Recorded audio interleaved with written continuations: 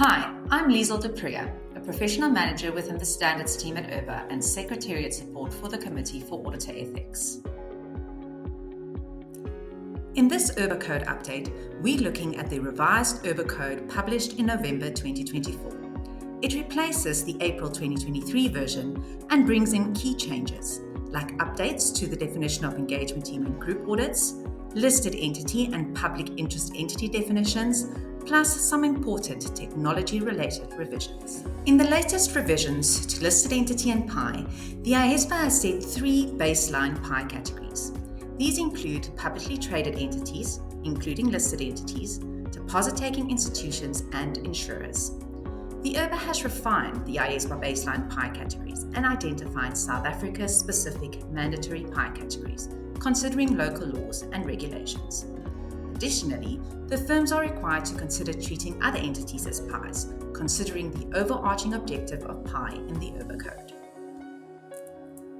The South African PI categories are not new. However, they have been refined to promote consistent application. This includes clarifying major public entities, setting a threshold of 89,000 beneficiaries for medical schemes, and aligning the 30 billion threshold across collective investment schemes, pension funds, financial service providers, and authorized users of an exchange. You'll find more details in Section 400, paragraph R423SA of the IRBA Code. So why does PI matter? PI entities are subject to stricter independence requirements in the IRBA Code to meet stakeholders' heightened expectations concerning auditor independence. The additional practical implications for auditor considerations include that some entities might now meet or no longer meet the definition of PI. For those entities that are PIs, auditors will need to disclose that they have applied the PI independence requirements, the enhanced auditor reporting requirements in accordance with the IRBA rule, and their audit tenure.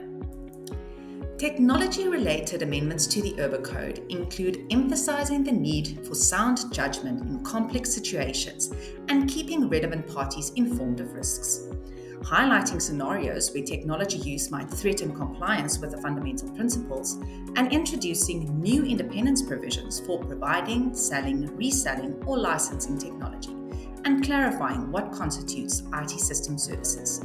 In practice, auditors should update policies and methodologies to reflect these changes, identify and address technology-related threats to ethics and independence, and review and adapt their independence procedures for these new provisions.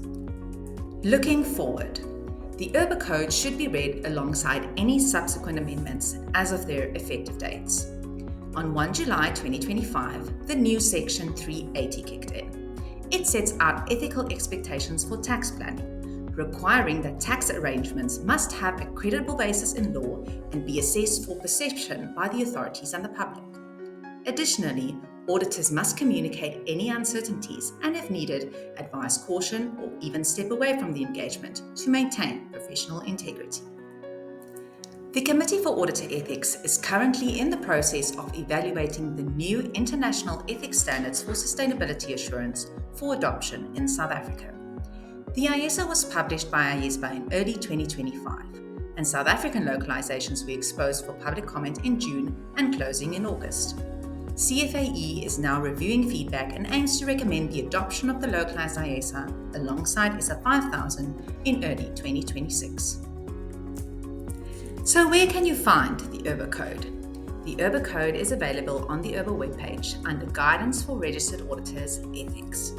The IRBA webpage also contains useful links to implementation materials and the details about the effective dates of subsequent amendments. To stay on top of IRBA Code changes, request to observe the CFA meetings, follow the IRBA on LinkedIn, and check the IRBA Code webpage regularly.